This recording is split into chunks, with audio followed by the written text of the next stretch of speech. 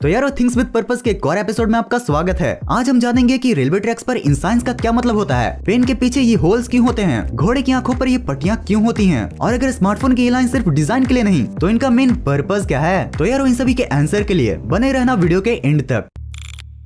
यारो क्या आपने स्ट्रीट पर वॉक करते करते स्ट्रीट के ड्रेनेज होल को कवर किए इन सर्कुलर डिस्क पर गौर किया है, और अगर गौर भी किया है तो क्या कभी आपने ये जानने की कोशिश की है कि ये होल्स के ढक्कन आखिर सर्कुलर ही क्यों होते हैं। तो वेल गाइस, पहले के ड्रेनेज होल्स को कवर करने के लिए सर्कुलर की जगह स्क्वायर ढक्कन का यूज किया जाता था, जिसके कारण जब उसका ढक्कन टिल्ट होता था तब वो आसानी से होल के अंदर गिर जाता था। पहले अगर कोई भी खूब तैयार होकर पैदल घूमने के लिए निकलते थे तो उनका कुछ ये हाल होता था और मेकअप लेयर पर एक और लेयर चढ़ जाता था। अब गाइस, इसी प्रॉब्लम के सोल्यूशन के लिए नाली के ढक्कन को स्क्वायर की जगह सिलेंड्रिकल शेप दिया गया। गाइस, जैसा कि आपको पता ही होगा कि सर्कल में कोई भी कॉर्नर्स नहीं होते हैं, जिसके कारण वो टिल्ट होने पर भी नाली में नहीं गिर सकता है।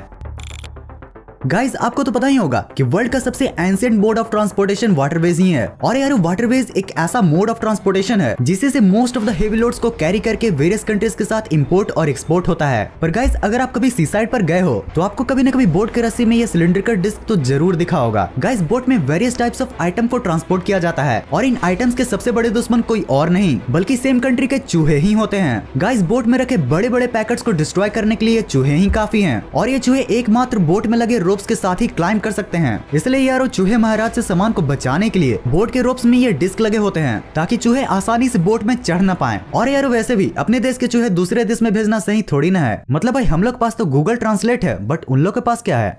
मेरे पास माँ है।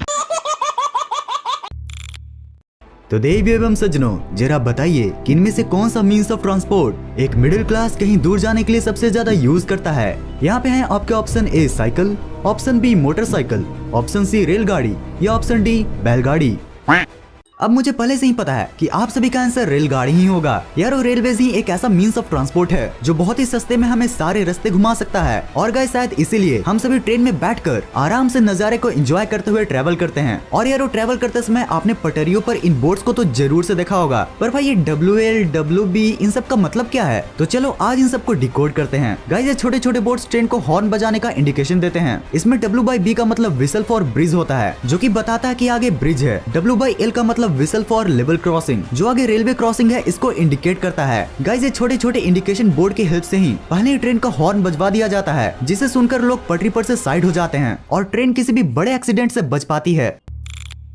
गाइस, अगर आप भी मेरी तरह एक क्रेजी स्मार्टफोन यूजर हो तो आपने भी कभी न कभी स्मार्टफोन में इन जैसे लाइंस को तो जरूर से ऑब्जर्व किया होगा। पर यारो क्या आपको पता है, ये लाइंस आपका स्मार्टफोन के ब्यूटी को बढ़ाने के लिए नहीं बल्कि एक मेन पर्पस से यूज होता है। गाइस, इस तरह के लाइंस फोन के एंटीना का काम करते हैं। ये डिफरेंट रेडियो वेव को कैच करके उसको फोन में कलेक्ट करता है, just like your TV antenna. अगर आपके स्मार्टफोन में ये लाइंस होंगे तो आप ये ऑब्जर्व करोगे कि जब भी आप इन लाइंस को अपने हाथों से ढक देते हो तो आपका नेटवर्क कनेक्शन थोड़ा खराब हो जाता है।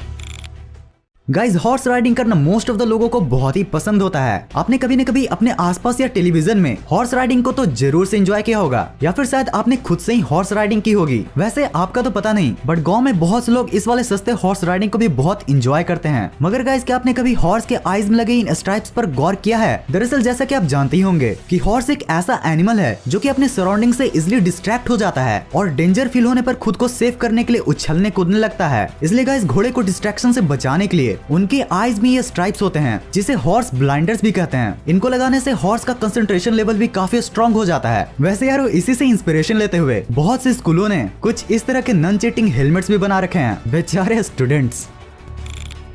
यारो, जैसे जैसे हम बड़े होते हैं हमें पेंसिल छोड़कर पेन पकड़ा दिया जाता है ताकि हम ये समझ सकें कि अब हमारी गलतियों को मिटाना इतना आसान नहीं है। और गाइस, ठीक ऐसे ही धीरे धीरे करके हम पेन से लिखने में एक्सपर्ट भी बन जाते हैं। और भाई, सिर्फ लिखना ही क्यों, हम तो कुछ ऐसे ऐसे भी कारनामे कर जाते हैं।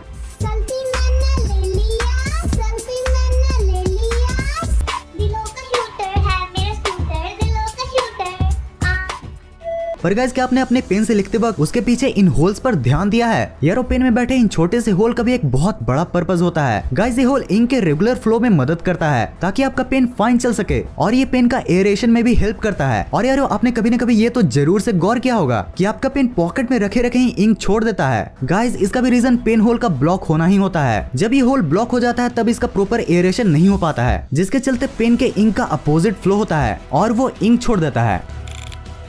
यार अगर आप किसी पहाड़ी एरिया या फिर किसी एयरपोर्ट के नजदीक पर रहते हो तो आपने अपने सराउंडिंग्स में इलेक्ट्रिकल वायर्स पर कुछ इस तरह से गोल से लटकती हुई चीज को तो जरूर से देखा होगा। पर गाइस क्या आपने कभी सोचा है कि इस गोल जैसे चीज का आखिर फंक्शन क्या होता है? यार ये बर्ड्स के फुटबॉल खेलने के लिए नहीं लगाया जाता, बल्कि इसका भी एक बहुत बड़ा पर्पज है। गाइस इन बड़े बड़े बॉल्स को एरियल मार्कर्स कहा जाता है और इन बॉल्स का फंक्शन कम हाइट पर उड़ रहे प्लेन को ये बताना होता है कि यहाँ पर इलेक्ट्रिकल वायर्स है जिसे प्लेन्स के बड़े बड़े क्रैशेस को बचाया जा सके। गाइस ऐसा ही सेम फंक्शन मोबाइल टावर पर लगे रेड बल्ब का भी होता है। जब भी कोई प्लेन फ्लाई कर रही होती है तो वो इन रेड बल्ब से समझ जाती है कि वहाँ एक टावर है।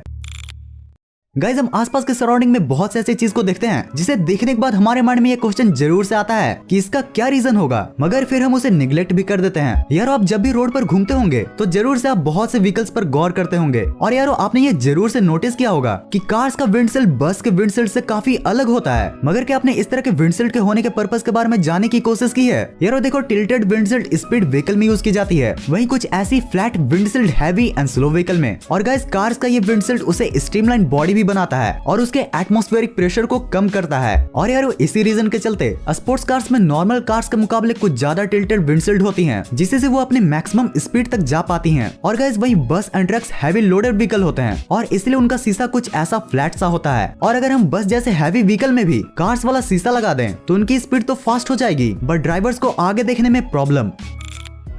यार अगर आप भी मेरी तरह मिडिल क्लास घराने से आते हो तो आपके भी आपके सारे डिमांड्स आपके पापा के मूड या आपके किए अच्छे काम पर डिपेंड जरूर से करते होंगे। गाइस हमें जिद करने पर ही पापा से मोस्ट ऑफ द प्रोडक्ट मिलता है और अगर गलती से पापा का मूड खराब हो गया तो कुछ ऐसा हसल होता है।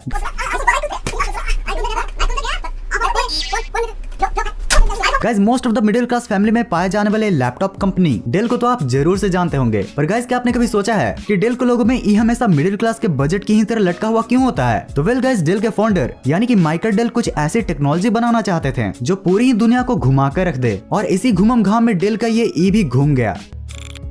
यार हम सभी को अपने नेशनल फ्लैग से एक अलग ही अटैचमेंट हो जाता है। जितना प्राउड हम मेहनत करके एग्जाम में टॉप करने पर फील करते हैं, उससे ज्यादा प्राउड बस एक बार अपने नेशनल फ्लैग को आसमान में लहराते हुए देखने में ही आ जाता है। गाइस अपनी कंट्री के फ्लैग के थ्रू भी हमारे बहुत सारे वैल्यूज पूरे वर्ल्ड में रिप्रेजेंट होते हैं। और यार हम सभी लोगों ने कभी न कभी अमेरिका के नेशनल फ्लैग को तो जरूर से देखा होगा, और अगर देखा होगा तो फिर इन स्टार्स पर भी जरूर से गौर किया होगा। यार 1912 से 1969 तक ये टोटल 13 स्टार्स थे, बट 1960 में इन स्टार्स की संख्या 50 हो गई। तो क्या आप जानना चाहते हो कि ऐसा क्यों हुआ? तो वेल गाइस अमेरिका का हर एक स्टार उसके एक स्टेट को रिप्रेजेंट करता है। जैसे जैसे स्टेट्स बढ़ते गए वैसे वैसे इन स्टार्स की संख्या भी बढ़ा दी गई।